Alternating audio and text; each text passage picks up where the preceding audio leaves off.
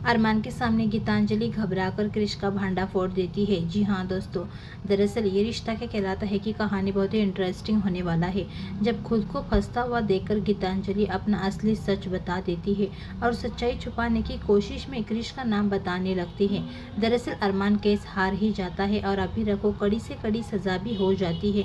लेकिन अब अरमान हार मानने के बजाय ये ठान लेता है कि वो हाई कोर्ट में अपील करेगा और इस बार पक्के सबूत जुटाकर वो अभीरा को हर हाल में बचाएगा। और तभी अरमान के हाथ में लगता है बहुत बड़ा सबूत, वही चीनी का पाउच जिसे अभीरा के खिलाफ पेश किया गया था, जिसे अभीरा पे ये इल्ज़ाम लगाया गया था कि मर्डर वही है। लेकिन दोस्तों यहीं पर ये सब कुछ गीतांजलि के पास से मिलता है। अरमान को गुस्सा आता है, कहानी अब इंटरेस्टिंग मोड़ ले लेती है।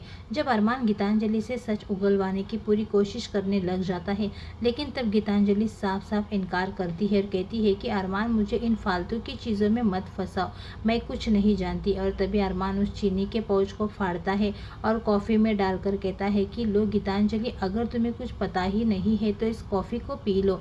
ये सुनकर गीतांजलि के हाथ कांपने लगते हैं, कॉफ़ी उठाकर फेंक देती है। और तभी अरमान को पक्का यकीन हो जाता है कि ज़रूर इस साजिश के पीछे गीतांजलि है।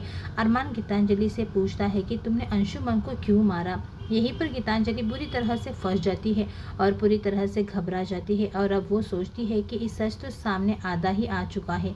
और तब गीतांजलि जोर से चिल्लाती है और कहती है कि हाँ, मैंने ही सब कुछ किया है, लेकिन इस सब में अकेली नहीं थी, कृष्ण ने मेरा पूरा साथ दिया है। वहीं पर पीछे तान्या भी होती है। ये सुनकर तान्या के पैरों तले ज़मीन ही खिसक जाती है। गीतांजलि चिल्ला चिल्ला के बार बार यही कहती है कि मैं और कृष्ण दोनों ही बराबर के इस जुल्म हैं। और तभी कृष्ण भी तुरंत ही अपने बचाव में कहता है कि ये झूठ बोल रही है, मैं नहीं जानता कि ये क्या कह रही है, ये खुद फंस रही है इसलिए मेरा नाम उछाल रही है। लेकिन गीतांजलि भी हार मानने वाली नहीं है, वो बार बार यही कहती है कि कृष्ण मेरे साथ था। और तब गीतांजलि अपने पास से अपना फ़ोन निकालती है और कहती है कि मुझे पता था कृष्ण कि तुम मुझे धोखा दे सकते हो। तुम जब अपने सगे भाई अपनी पत्नी के नहीं हो रहे तो मेरे भी क्या सगे होगे।